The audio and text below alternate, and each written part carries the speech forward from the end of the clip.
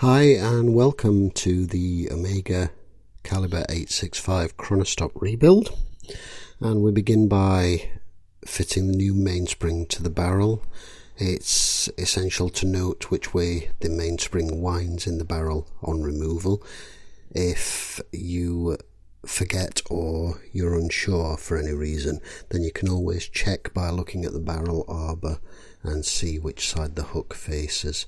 Here I'm using the rounded end of a pair of tweezers, which is my preferred method for releasing the springs from the rings into the mainspring barrel, and using some D5 on the barrel arbor.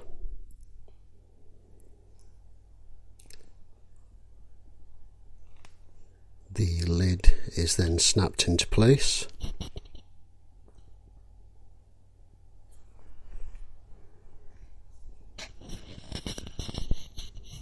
And there I'm checking the end shake of the barrel arbor, which is a little excessive, so using a couple of pairs of tweezers I'm just pressing that barrel lid a little tighter. And you'll remember from the disassembly video that was actually a very tight fitting lid. It took quite a bit of removal. And moving on to the reassembly of the main plate, here I'm removing the balance cock, and the balance jewels have been removed from this. And at this point right here I'm actually using or trying out a pair of new carbon fibre tipped tweezers, which I acquired recently to try and see how they behave. And here I'm replacing the click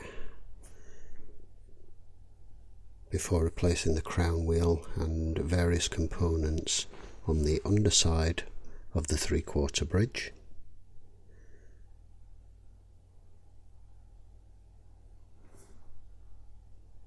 So using grease, Mobius 8300 in this case, any metal to metal and contact I always use grease.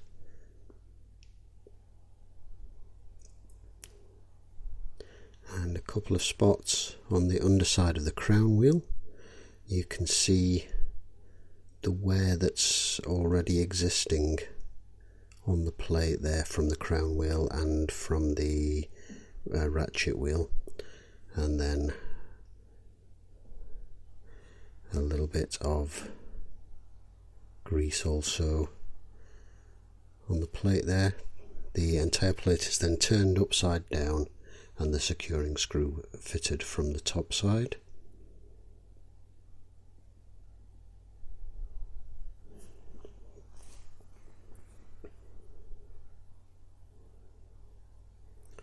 And greasing the barrel arbor pivots. The barrel is fitted, followed by the 4th wheel, 3rd wheel and 2nd wheel in that order. As you'll note, they overlay one another. At this point, when I'm replacing the 3rd wheel, I noticed some corrosion on the leaves of the pinion, which I hadn't noticed after cleaning. Normally I'll give all these a very thorough inspection under a strong loupe or the microscope, and having seen that, I just gave that pivot a brief polish. It could have actually benefited with a slightly better one, but as this particular watch is my own and I wanted to get the rebuild completed, I didn't want to spend too much time on it, as I also have others sitting on the bench needing addressing.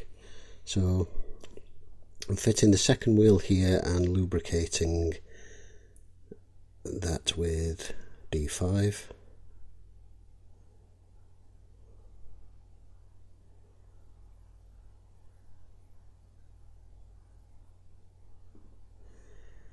And here I'm fitting the all-important setting lever screw. I cannot tell you how many times this particular part of a movement is forgotten on reassembly. and especially because you tend to group it with the keyless work components, and of course it actually typically fits through the main plate from the top side before the train bridge is fitted, or the barrel bridge, or in this case the 3/4 bridge, which covers both train and barrel. And there I've fitted the ratchet wheel, which locates onto the square of the barrel arbor. A couple of little spots of D5 there, where this will rub against the underside of the bridge, and then some D5 to lubricate the barrel arbor, and likewise on the second wheel. Third, fourth and escape wheels will be oiled after assembly using the cups of the jewels. At this point we're refitting the 3/4 plate, and with a bit of careful jiggling and prodding to get everything in place before the screws are fitted. I'm still currently getting used to these tweezers. They do have a little bit more give than the brass tweezers I would normally use for disassembly and reassembly work. But I'm quite liking them so far. But they definitely need a little more practice and getting used to. I can see them coming in handy for very delicate finished parts. Now this bridge is held by 3 screws.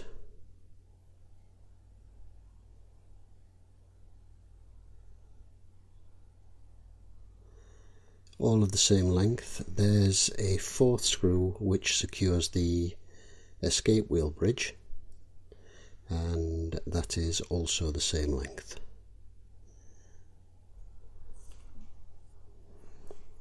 So nice and easy, and no chance of getting any of those mixed up or in the wrong place.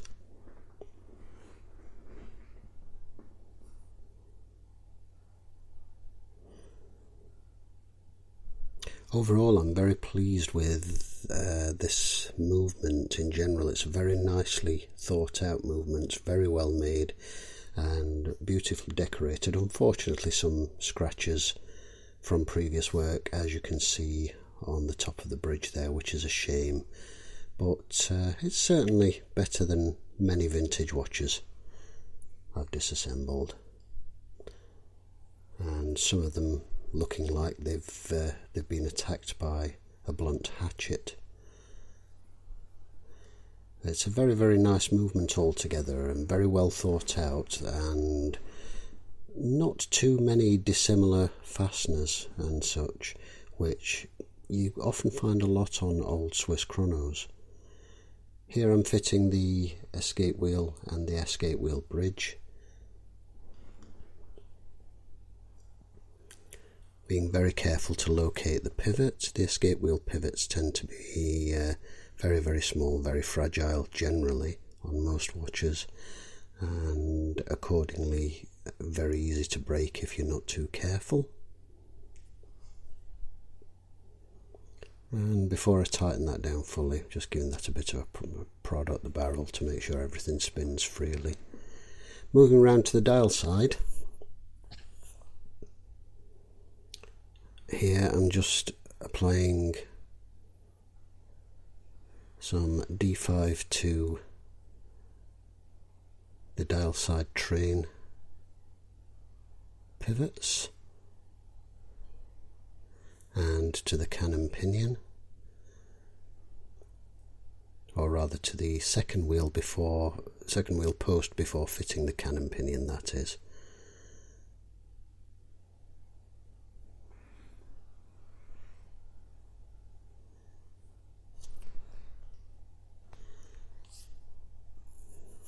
Then on with the minute wheel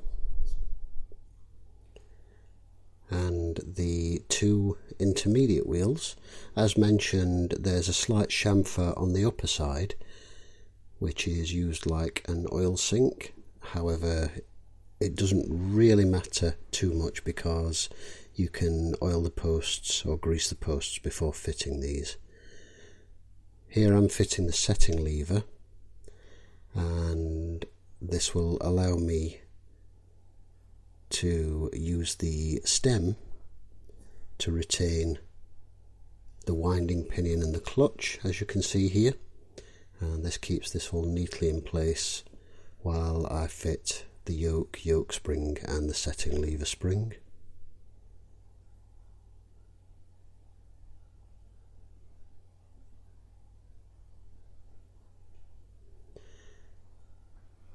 Next to be fitted is the yoke after greasing the post,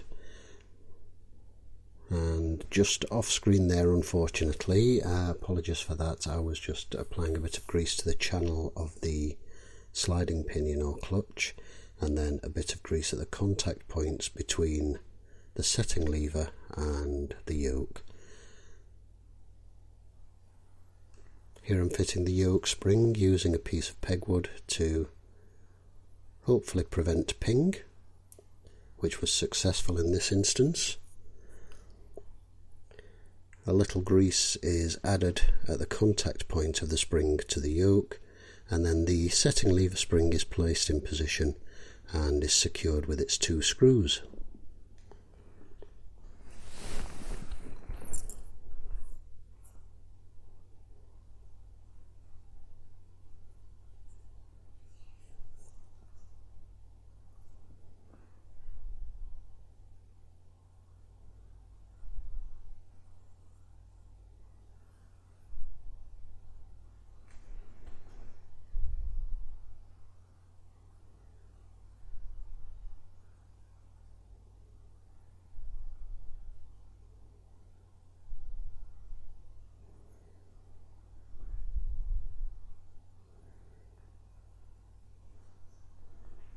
At this point I'm adding a little grease onto the setting lever spring after moving it carefully into position, and then work that back and forward a few times.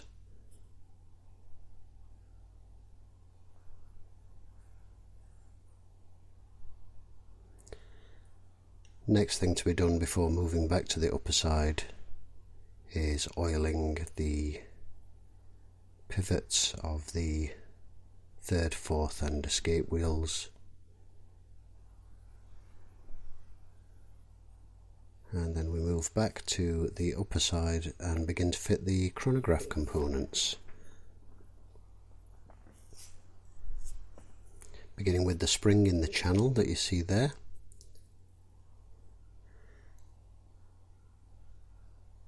The next component to be fitted is the start-stop pusher, and there I'm just greasing the 2 posts that the pusher sits on, and you'll notice the small spots of grease on the underside of the pusher as this will actually slide across the metal surface.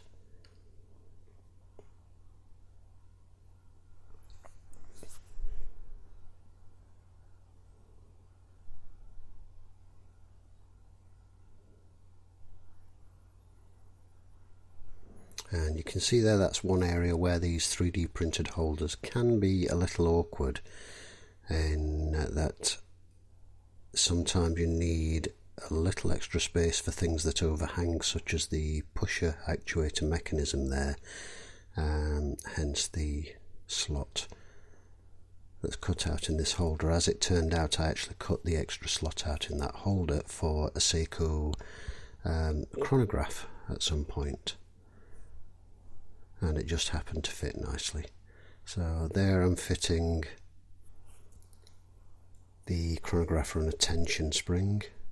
These are very, very fiddly at the best of times, and this one, as I say, slightly better than most because it sits on a shouldered screw which it swivels freely around, and it's not completely fixed, although you'll notice at this point right here it actually tightens down onto the shoulder rather than around the shoulder, so I have to just tweak that around a little bit and retighten the screw to make sure that that's sitting correctly. Tightening that down too much at that point would have just cut into the edge of the spring and damaged it, so something to be wary of. But as you can see, once that's secure, that swivels freely. Here I'm just greasing the fork of the start-stop lever and placing this free sliding part before fitting the lever that retains the reset hammer when you press the button to stop the chronograph. This needs to be wiggled into place and has a post underneath which hooks behind the spring which fits into the channel that you saw earlier. And what I'm doing there is partially securing that and then wiggling that into place and holding it with a finger, wearing finger cots of course, before tightening that fully down. And then just checking for freedom of movement on the various components, making sure that that's correctly engaged with the spring.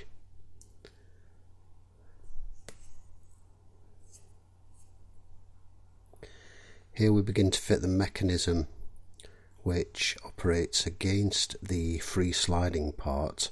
So the section there that looks a little like a fish hook, and its little divot up there that the pin, the locating pin of the upper plate connects with, is greased, as is the post, and the securing post that the plate fits over the top of. Apologies for not knowing the actual technical names for these, but not having the Omega technical manual to hand, I couldn't tell you offhand exactly what they call them. But this particular plate moves the free sliding plate and the start-stop slider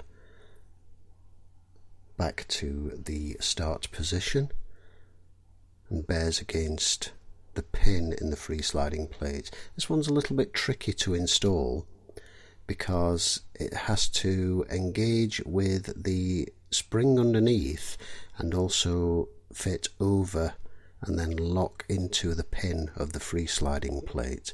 So a little bit of wiggling and persuasion is required there before securing that.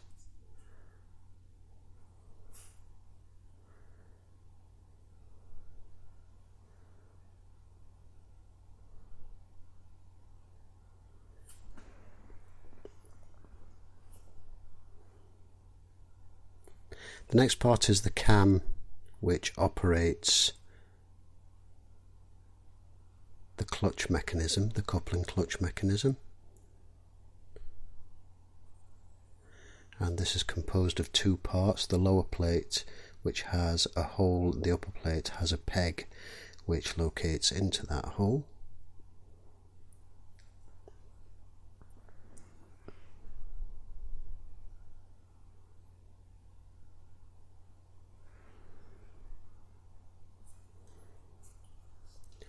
The next part to assemble is the coupling clutch itself, and this was removed as a complete unit, but the bridge was removed and the wheel was removed to allow the cleaning of the jewel holes, which were both pegged and then cleaned in the cleaning machine. The upper is jeweled, the lower is a brass bushing, and this is pretty much par for the course with Swiss chronos of the period. Fitting the upper bridge, making sure that the pivot lines up, the screw is then fitted into place and this is tightened up.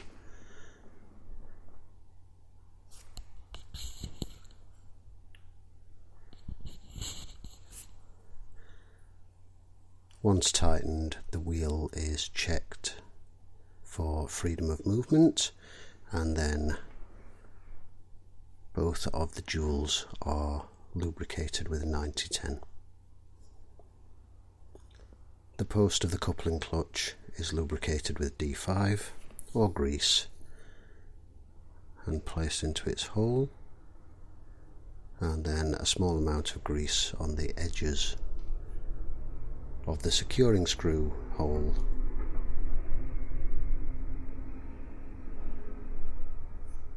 Before fitting the securing screw.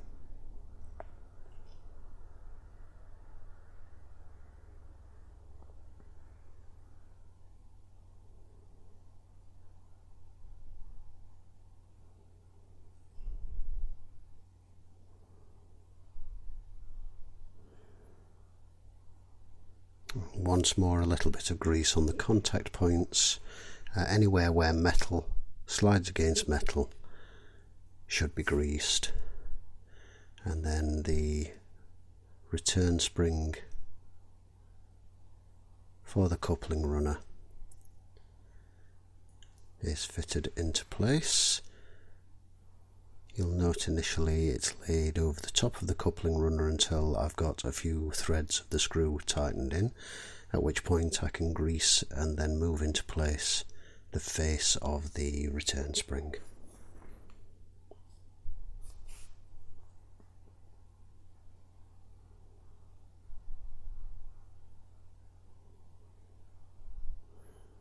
At which point I can fully tighten down the securing screw.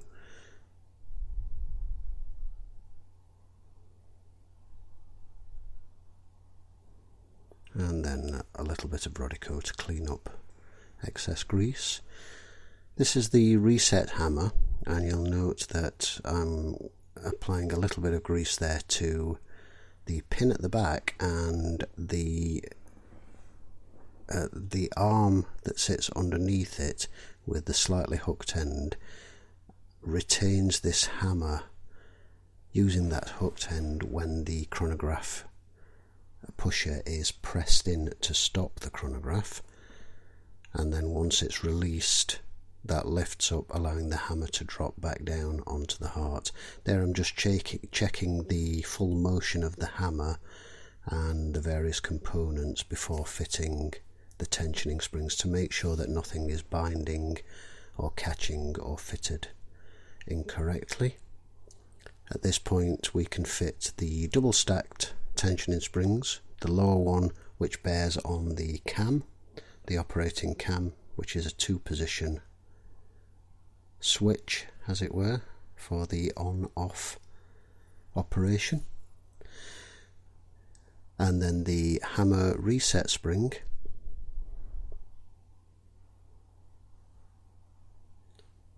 similar to before. This screw is fitted part way in, and then the faces of the 2 springs are greased and moved into place. Once these are in place and secure, the screw can be fully tightened down.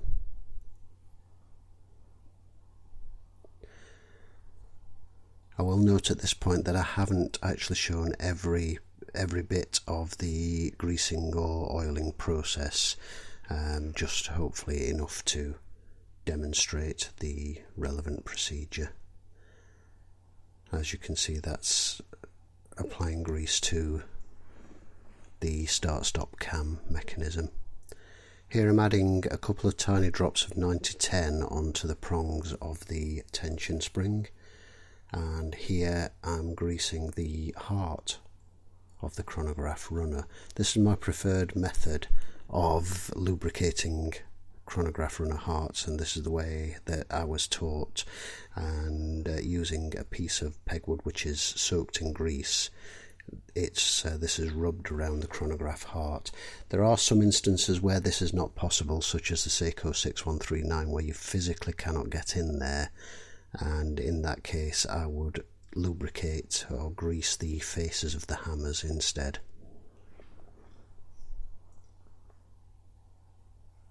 With the chronograph runner fitted, we then fit the bridge, and once that's in place, I was just operating the mechanism there. It was originally in its run position so that the hammer was clear so that I could fit the chronograph runner, and at that point we can go ahead and reset that. I could of course have fitted that initially and then fitted the hammer afterwards,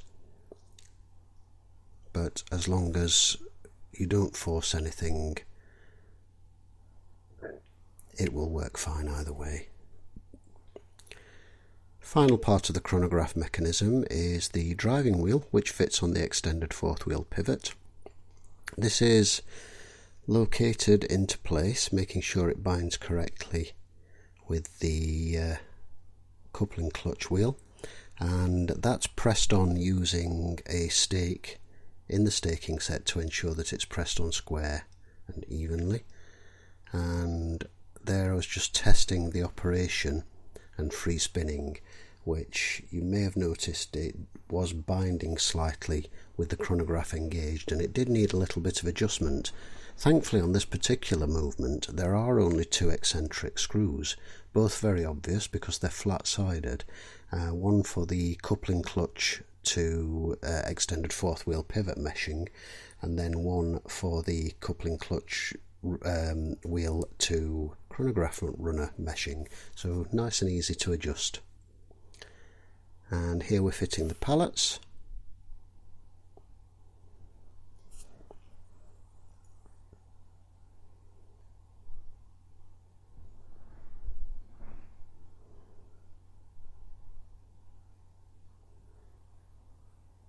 And once this is secured, I can add a few winds of the mainspring and then oil the faces of the pallet stones.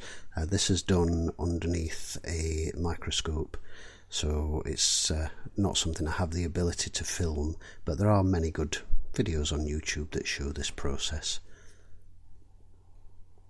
Magnification is the real important factor there, and there I'm just using an old oiler to manipulate the pallets and just check that it's snapping nicely from side to side. At this point I've already refitted the chaton and end stone to the dial side, and we're just refitting the balance, making sure that's all engaged and in place, and it's beating away nicely for us there.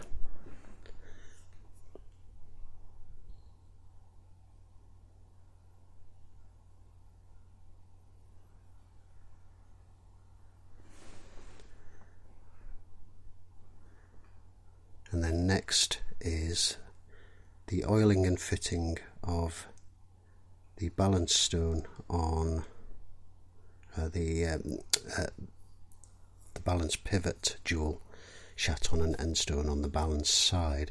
Here I was trying to show the manual oiling of the balance stone. Unfortunately I was getting my head in the way there because unfortunately with the camera angle and the need to get up close to see where I was placing the oiler made it very difficult, so apologies for that, but hopefully that gives you the idea that you need. So the next thing to do is to carefully unclip the Inca block setting. Should always be careful with all balance springs because they are quite fragile, and the assembled unit drops into place, and then we can lock the shock spring setting back in place.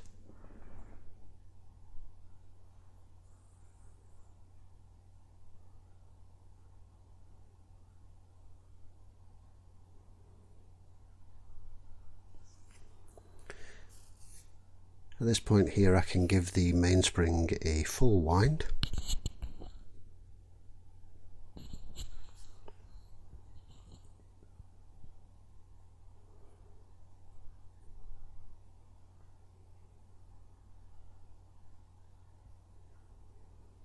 And there you can just see a brief operation of the chronograph.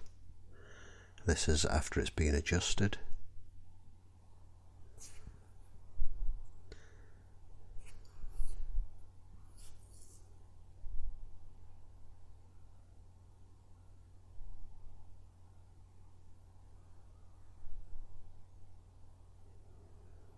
and a zoomed out view showing the chronograph operating.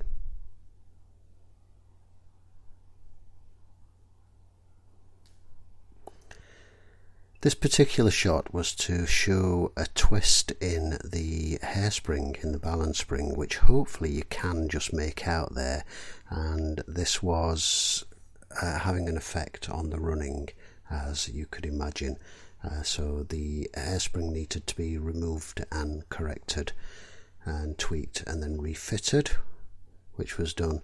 And then at this point the dial and hands are refitted, and this is fairly run-of-the-mill, so I didn't include that particular bit in the footage. There are many other videos and many of my previous videos which show this step.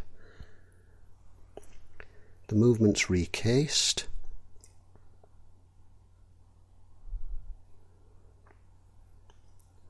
and the casing ring fitted into place like so.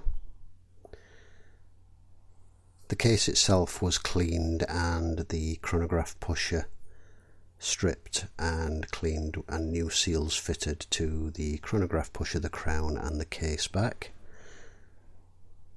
I didn't remove the crystal of this one because it was proving quite reluctant. Ordinarily I would, but I didn't. It already has some stress cracks around the side of it, so not having another crystal to refit, I just left that as it was and gave it a light polish with some micro mesh.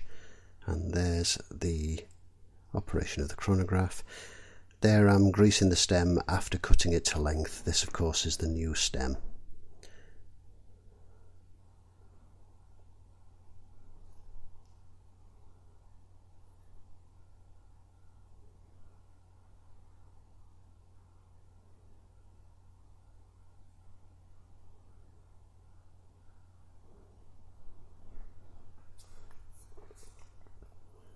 And with this tightened in and tested,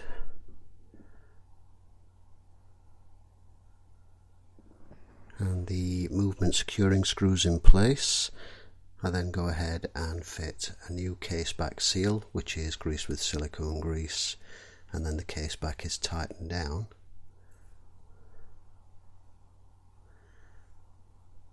And the watch refitted to its bracelet strap. Ordinarily at this point the watch would be left overnight to bed in, settle in with all the new oils, at which point I would regulate and tweak it. However, being eager to wear this and try it out, I gave it a rough regulation as was, and it has been on my wrist all day today. And so far I must say it's performing very, very nicely, and I'm very pleased with it. So once again, there's the watch completed, and there's the operation of the chronograph. And as this is one of my own watches, I get the rare opportunity to actually model this one for you and give you a little bit of a wrist shot. So I hope you enjoyed this video, or rather this pair of videos, and I hope you found them useful. And if you have a Chronostop yourself and you're looking to service it, I hope it comes in very handy for you. So thank you for watching, and we will see you in the next video.